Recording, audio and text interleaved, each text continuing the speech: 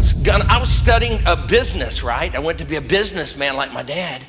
And the Lord spoke to me. For decades, Mark Lowry made people laugh, sing along, and feel safe in his presence. But now, one unexpected moment has flipped everything upside down. Fans watched in real time as a familiar face revealed a side no one was prepared for. What caused this sudden shift? Why did the room go completely silent? This wasn't a joke, and it wasn't part of the show. What happened next left longtime supporters stunned and questioning everything they thought they knew. There was no announcement, no dramatic goodbye, no flashing headline or teary video, just silence. And for someone like Mark Lowry, that silence spoke louder than anything else could.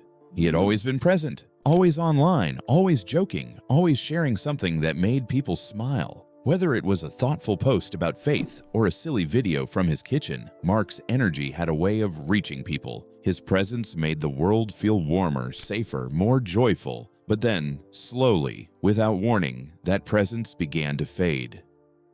At first, it was easy to overlook. Maybe he was just busy. Maybe he needed a break. Everyone does, right? But fans who had followed him for years, the kind who noticed every little detail, began to sense it. The posts became less frequent. The videos stopped. He skipped a few appearances, then a few more. Churches quietly removed his name from programs. Social media went from daily joy to quiet waiting. And when he did show up, in short clips or a rare live event, something had changed. He still smiled. He still said kind things. But the light in his eyes wasn't the same. There was a weight on his shoulders, something heavy and unseen. His voice was softer, his movements slower. The quick wit was still there, but behind it was something distant, like he was there, but not fully.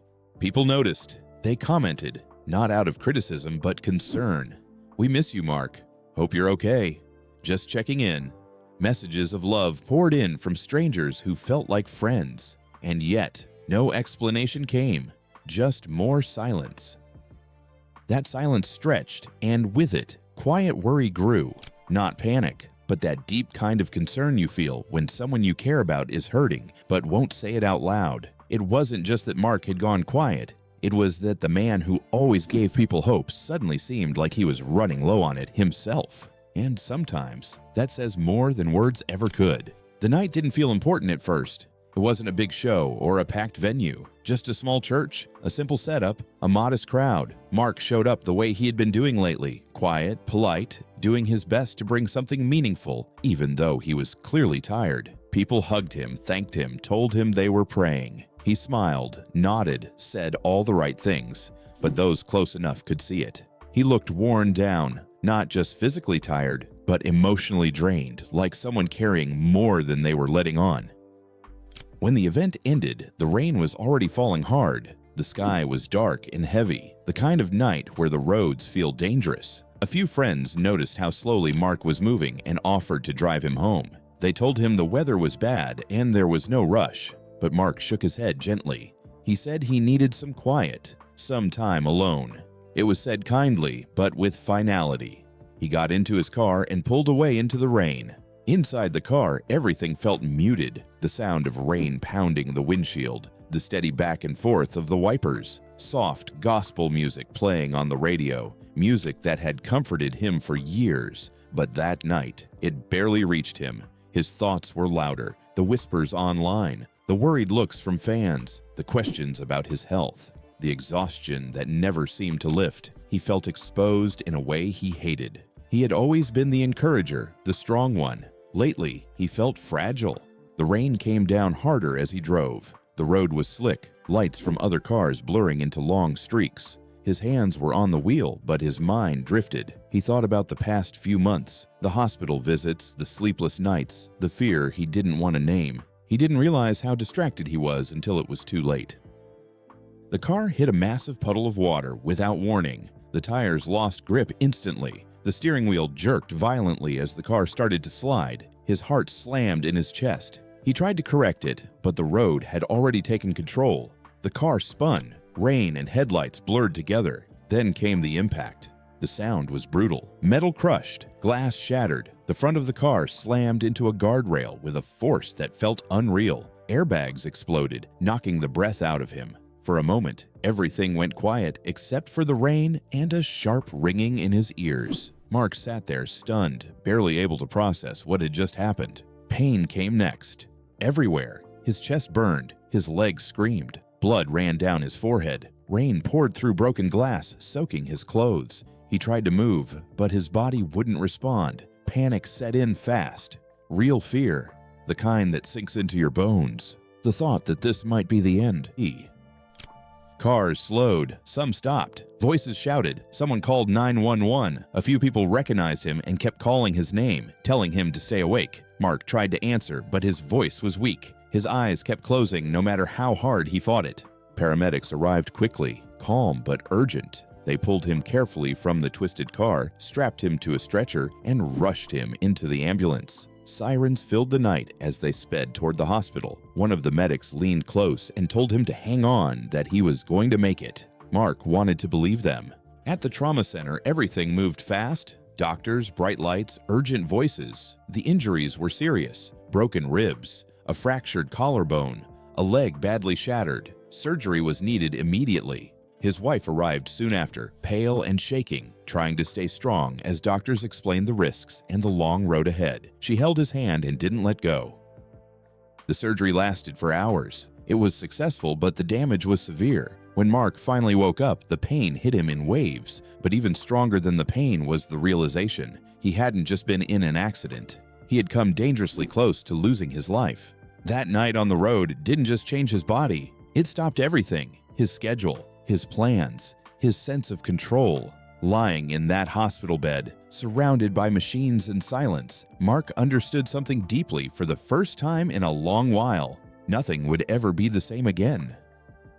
When Mark woke up after surgery, pain wasn't the first thing he felt. It was confusion, a heavy, foggy confusion that made it hard to tell where he was or how he got there. Bright lights hung above him, machines beeped softly, tubes and wires were everywhere. For a moment, he thought he was dreaming. Then he tried to move, and the pain rushed in all at once. Sharp, deep, impossible to ignore. Breathing hurt. Talking felt like lifting a weight. His body, the one that had carried him across stages and backstage halls for decades, no longer felt like his own. A nurse noticed his eyes open and spoke gently, telling him he was safe, that the surgery was over, and that healing would take time. A long time. Those words stayed with him. Long recovery. They echoed in his head long after the nurse left the room.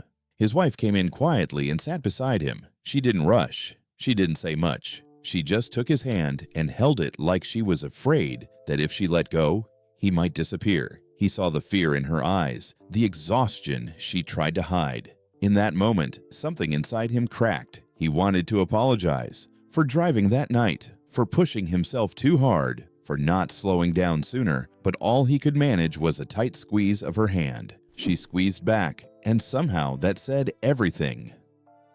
The days that followed blurred together. Pain medication softened the edges, but nothing made it easy. Nurses helped him turn in bed, helped him sit up, helped him drink water. Things he had never thought twice about now felt like huge challenges. Every small movement reminded him how fragile he really was. For someone who had spent his life giving strength to others, needing help was humbling and painful in a different way. At night, when the hospital hallways grew quiet, his thoughts grew loud. He stared at the ceiling, listening to the steady hum of machines and distant footsteps. His mind replayed everything: the silence before the crash, the sound of metal, the fear that he might not wake up. But it also replayed the months before that night. How tired he had been, how he kept saying yes when his body was begging for rest, how slowing down had always felt like failure. For years, his life had been full of noise, stages, audiences, laughter, applause, cameras, schedules packed so tight there was barely room to breathe. He loved what he did, making people laugh, making them feel lighter, helping them forget their pain for a while. But somewhere along the way, joy had quietly turned into pressure. Being on all the time had started to drain him. He just didn't know how to stop. A new kind of faith. Messages from fans began to pour in. His wife read many of them out loud while he lay there, eyes closed, listening. Letters from strangers who said his music helped them through cancer, through grief, through deep loneliness. Now they were praying for him, cheering for him, hoping he would heal. Hearing those words stirred something inside him. Gratitude, yes, but also a strange discomfort. He wasn't used to being the one receiving strength. He was used to giving it. For the first time, his prayers sounded different. There were no polished words, no stage-ready sentences. Sometimes he didn't even know what to say. He prayed in fragments, in sighs, in silence. He didn't pray for success or a quick comeback. He prayed for peace, for courage, for the ability to handle whatever came next. His faith, once loud and public, had become quiet, simple, private, and somehow deeper. Rehab started slowly, painfully, sitting up, standing with help, taking a few shaky steps with a therapist holding him steady. Some days felt hopeful, others felt impossible. There were moments when frustration turned into tears, moments when he felt useless, angry, afraid. He cried more during those weeks than he ever had in his life, and little by little he stopped being ashamed of it. His wife was there through all of it, every morning, every night, encouraging him when he wanted to give up, calming him when fear crept in. She never rushed him, never made him feel like a burden. Watching her quiet strength humbled him more than anything else. He realized how much she had been caring all along without asking for attention or credit. As his body slowly began to heal, his mind started to settle. The chaos didn't disappear, but it softened. He noticed small things again: sunlight through the window, the kindness in a nurse's voice, the stillness of early mornings. He had spent so many years rushing that he had forgotten how to be present. He started writing in a notebook. At first, just thoughts, memories, fears, no plan, no audience, just honesty. He wrote about the crash, about the rain, and the fear that this was how his story would end. He wrote about guilt, about being tired of pretending everything was fine. He wrote about God, not the God he talked about on stage, but the God he was clinging to in the dark. One day he said out loud to his wife, "Maybe this isn't just for me." She looked up, smiled softly, and said, "I think you're right." That moment stayed with him. He began recording short videos on his phone. No lights, no crew, just him sitting in a chair, speaking honestly. He talked about pain, about weakness, about how scary it was not knowing if he would ever return to the stage the same way. He didn't try to inspire, he just told the truth. People responded in numbers he didn't expect. Messages came in saying, "Thank you for being real." People shared their own stories, accidents, illness, loss, depression. They said seeing him speak openly about fear made them feel less alone. Mark read every message. Some made him cry, some made him laugh. All of them confirmed something he was beginning to understand. This wasn't just recovery, this was transformation. As he grew stronger, he started speaking again. Not concerts, not big events. Small gatherings, hospitals, rehab centers, churches with folding chairs and quiet rooms. Sometimes he sang, sometimes he didn't. Mostly he told the story, the real one. He didn't promise answers. He didn't offer easy fixes. He talked about fear, about slowing down, about faith that shows up in silence. He called it his testimony tour, but it didn't feel like a tour. It felt like connection, real connection. The kind that only happens when people stop pretending. His wife stood in the back of the room quietly praying, watching him step into this new version of himself. Mark no longer saw himself just as a performer. He was a survivor, a listener, a witness, someone who had been broken and was still standing. Scarred, yes. Changed, absolutely, but more honest than he had ever been. He didn't know what the future looked like, and for the first time, that didn't scare him. He knew what mattered now: grace, presence, truth. He had learned that strength doesn't always look like confidence and applause. Sometimes it looks like asking for help, like standing slowly, like trusting God in the quiet. The crash had taken away his old life, but it had given him something deeper, a new kind of faith. The hospital room was quiet, except for the occasional beep of a machine and the soft shuffle of nurses passing in the hallway. Mark Lowry lay still in his bed, his body wrapped in healing, his mind tangled in memories. It had been weeks since the crash that nearly ended his life, but in many ways, he felt like he was just starting to wake up. At first, every day had been about survival, breathing without pain, sitting up, learning how to walk again. The physical therapy was grueling, the kind that tested not just muscles, but patience. Some days, he wanted to quit, to pull the blankets over his head and pretend it had all been a bad dream. But there was always a face waiting when he opened his eyes. His wife. Quiet, steady, faithful. She never pushed, never demanded, just encouraged. Her love had always been strong, but now it felt like the thing holding him together. Mark had spent most of his life performing, singing, joking, traveling. He knew how to make people laugh. He knew how to lift a room. But now, as he stared out of the hospital window at the gray sky, he realized how much of his life had been noise. Good noise maybe, but still, noise. The crash had taken it all away. The stage, the spotlight, the sound check schedules. And in the silence that followed, he was forced to face the question he had avoided for years. Who was he without it? It was a hard question. At first it scared him because he didn't know the answer. He started small, writing in a notebook, just thoughts, pieces of days, things he was grateful for, a nurse who made him smile, the way the light hit the floor at sunset. He began noticing things, really noticing. For the first time in years, he was still long enough to pay attention. He realized how disconnected he'd been from his own life, how many moments he'd missed while running to the next event. One afternoon, his wife brought him his old guitar. Just seeing it made him cry. He hadn't touched it since the accident. His fingers were stiff, uncooperative, but she placed it in his lap and said, "Just hold it." So he did, for a long time, and slowly he began to play. One note at a time, off-key, halting, but real. His fingers remembered, and so did his heart. That night, he played a simple hymn, softly, just for her, and she cried, not because the music was perfect, but because it was honest. The videos came next, not planned, not scripted, just thoughts he recorded on his phone from his hospital chair. At first, he didn't even post them. He just needed to talk, to process. But one day, he uploaded one. It was messy, raw. He talked about pain, fear, and the night of the crash. He didn't try to be inspirational, he was just real. The response was overwhelming. Messages poured in, not just fans, but strangers. People going through cancer, people who had lost loved ones, people battling depression. They thanked him for being honest, for not pretending. They told him his story made them feel less alone, and that's when it clicked. Maybe this pain wasn't just something to get through. Maybe it was something to use. Mark had always believed in purpose, but now he saw it differently. Purpose wasn't always about standing on a stage. Sometimes it was about sitting in silence with someone else who was hurting. Sometimes it was about telling the truth when it wasn't pretty. Sometimes it was just about showing up, scars and all.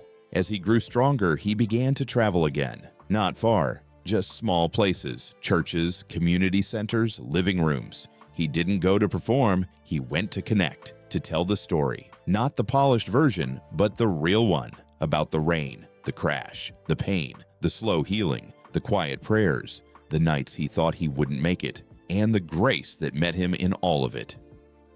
People listened, and they cried, and they shared their own stories. And in that space, healing happened, not just for them, but for Mark too. He started calling it his new tour, but it wasn't really a tour. It was a mission, a calling, a way to give meaning to what nearly broke him. He said yes to the quiet places, the messy places, the places where people didn't need a show. They needed hope.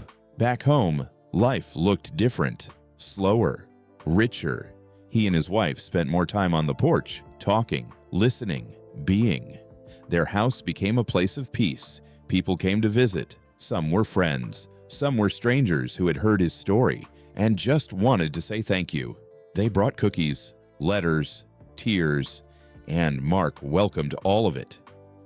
He knew now that this was what he had been missing. Not the fame, not the applause, but the connection, the real human soul-to-soul kind. He began dreaming of creating a space for others like him, not just those who had survived crashes, but anyone who felt broken, a place of rest, of stories, of music, of healing, a retreat maybe, a ministry, something simple. honest, real. He didn't need to be the man he was before. He wasn't supposed to be. He was something new, a man who had walked through fire and come out with softer edges, a man who had been shattered and found beauty in the rebuilding, a man who had lost everything familiar and found something more precious in return. Purpose. Not the kind that shouts, but the kind that whispers, "You're still here," and that means there's still something for you to do. Mark didn't know what the rest of his journey would look like, but he knew this: whatever came next, it would be built on truth, on love, on grace, and most of all, on a purpose that had been reborn in the wreckage.